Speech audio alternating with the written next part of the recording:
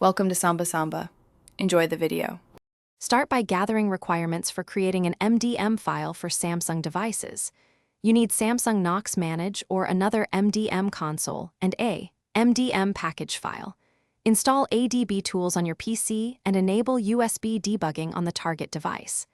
Verify the device Android version and Knox version, Android 9, 0 and Knox 3. 5 are commonly supported. Generate or obtain a 2040 8-bit MDM certificate and keep credentials for enrollment handy. These steps prevent common enrollment problems before you build the configuration file. Open your MDM console and create a new device profile that matches your needs. Configure Wi-Fi SSID, EAP authentication, proxy settings, and any VPN details required for network access. Add device restrictions, app whitelists, and assign target device groups for enrollment.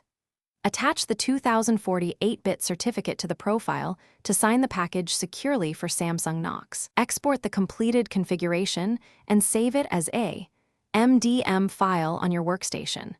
Verify the exported file size and contents before distribution. Connect the Samsung device to your PC with a USB cable and confirm USB debugging is active. Copy the MDM file to the device using ADB and then execute the MDM enrollment command to install the configuration. Monitor the Knox logs and the MDM console report in real time to detect any errors during enrollment. If enrollment fails, verify ADB connectivity. Check port 5555 if using TCP and confirm certificate validity and Knox compatibility. Reissue the MDM file after correcting any profile or certificate issues and retry the installation. Thanks for watching.